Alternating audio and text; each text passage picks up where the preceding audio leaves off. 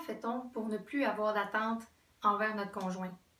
Quand on n'a plus d'attente envers notre conjoint, envers nos parents, envers personne, c'est là qu'on atteint un sentiment de liberté, d'autonomie, de satisfaction encore plus dans nos relations parce qu'on se responsabilise pour nos propres besoins. On n'a plus aucune attente. On n'a pas d'attente que quelqu'un arrive à l'heure. On n'a pas d'attente que la personne a pensé à acheter ça. Dans le pire, on va y aller. On n'a plus d'attente aucunement envers les autres. Mais ici, ce qui arrive, c'est qu'avec notre conjoint, à force du temps, à force qu'on est ensemble et à force, veut pas, on se fie qu'on est une équipe, bien, on commence à avoir de plus en plus d'attentes. On s'attend à ce qu'il coupe le gazon, qu'il fasse la piscine, qu'il nous donne un coup de main avec les enfants et tout ça. Mais plus on met d'attentes, puis plus on met d'attentes comme nous on veut, bien moins, dans le fond, souvent ce que ça fait, c'est que moins le conjoint a envie de s'impliquer. Donc aujourd'hui, je veux vous présenter, je veux vous parler des attentes qui tuent le couple et je veux vous donner des outils par rapport à ça.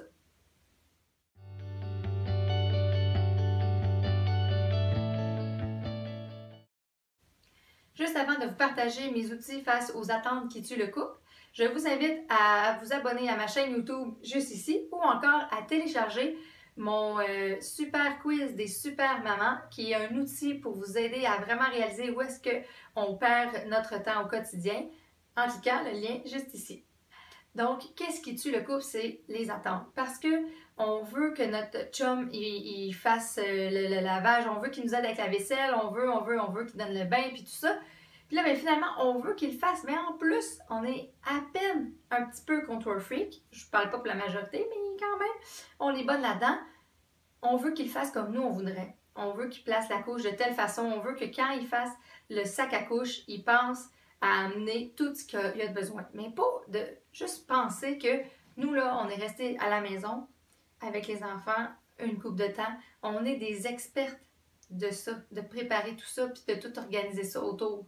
Donc, si lui travaille temps plein depuis que le bébé est né, bien, on ne peut pas s'attendre à ce que lui aussi fasse la même chose. Parce que nous, on a pris ça en charge. Puis là, bien, finalement, l'autre, il fait, ben, elle veut le faire, puis en plus, elle veut pas que je le fasse de ma façon. Donc, ça fait qu'on se ramasse avec toutes les tâches.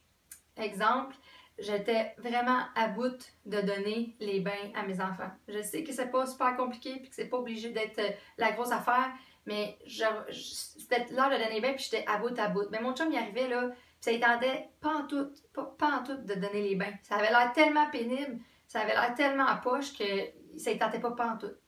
Fait que ce que j'ai fait, c'est que je me suis dit non. Dans le fond, ma job, c'est quoi? C'est que je suis une maman-mère. C'est ça ma job. J'ai des enfants, donc je dois donner les bains à mes enfants à tous les jours, ou au moins aux 2 jours en tout cas. Donc, un minimum, ils doivent se laver. Puis ils dépendent de moi pour faire ça. Mes enfants ont 6, 4 puis 2 ans. Donc, ils commencent à être un peu plus autonomes, mais quand même, ils ont besoin d'un coup de main. Puis à ce moment-là, ils étaient plus jeunes. Ben, je me suis dit, ben non, Marie, c'est ça ta job. Fait que j'allais donner le bain. Au début, j'allais donner le bain, puis j'étais comme, oh maudit que ça me fait chier, il est en bas en train d'écouter la TV, puis pourquoi il me donne pas un coup de main, blabla. Là, je fais, ah non, c'est ma job, c'est ça que j'ai à faire. Deuxième fois, j'ai sacré un peu moins longtemps. Troisième fois, quatrième fois, je me suis donné une chance. Et à un moment donné, j'ai donné le bain, puis j'ai fait comme, aïe, j'ai même pas pensé, genre, ah, c'est donc bien plate, j'avais pas d'attente, rien. Je faisais ce que j'avais à faire, je donnais le bain.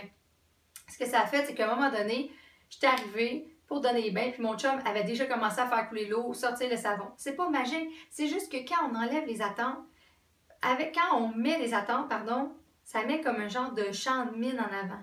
Fait que l'autre personne, là, elle est faite d'avance. Elle vient pour avancer, puis anyway, elle va se faire ramasser par une mine. Parce que ça ne sera pas de la façon qu'on voulait, au moment qu'on voulait, puis il n'a pas pensé de la façon qu'on voulait, le moment qu'on voulait. Si ça ne marchera pas, ça ne sera jamais comme assez bon pour qu'est-ce qu'on veut. Bien, n'oubliez pas, super maman, c'est que quand on demande à l'autre de s'impliquer, puis qu'on enlève toutes ces attentes-là, puis que là, finalement, il peut s'approcher, puis prendre des responsabilités, puis aussi voir qu'il y a sa place, bien, on doit accepter que ce soit fait comme lui, il est, comment lui, il le vit. On s'en va en chalet, puis il fait le sac à couche. Ah, vous n'avez pas 1000 solutions. Soit vous faites le sac à couche parce que vous êtes sûr qu'à votre idée, il ne va rien manquer. Soit que vous faites une liste, c'est un peu moyen, le gars pas sûr que ça tente de suivre la liste que sa blonde a faite, tant qu'à ça, tout se met de le faire. Ou, ben, vous le laissez faire comme lui, il veut, puis si on est dans le bois, puis qu'il n'y a plus de lingettes, ben, on prendra des feuilles ou on ira au dépanneur, on va s'organiser. Donc, vous devez le laisser venir comme, dans le fond, il veut. Puis comment on fait pour pas avoir d'attente? Parce que ça, c'est avec le conjoint. Mais c'est la même chose avec notre entourage, avec nos parents, avec nos enfants, avec nos collègues, notre boss. C'est de se responsabiliser. Ça veut dire que je ne me fie pas sur les autres pour combler mes propres besoins que j'ai à combler pour être bien.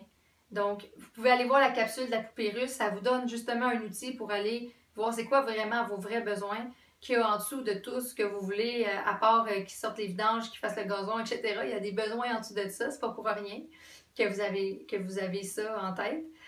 Et puis, vous prenez en charge, ça veut dire que vous devez combler les actions, dans le fond, par des actions, tous les besoins. Et puis, quand vous avez besoin vraiment de quelque chose, puis ça dépend de quelqu'un, vous faites une demande claire. Ça veut dire que vous dites, j'aurais besoin de tel truc, oui ou non.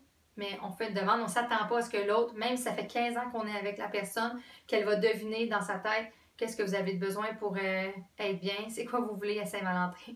Donc, sur ce, j'espère que cette vidéo va vous aider. Si vous pensez que ça peut venir en aide à d'autres super mamans, à d'autres couples, bien, gênez-vous pas pour partager. Et puis, j'espère qu'on se revoit dans une prochaine vidéo et je vous souhaite une excellente journée.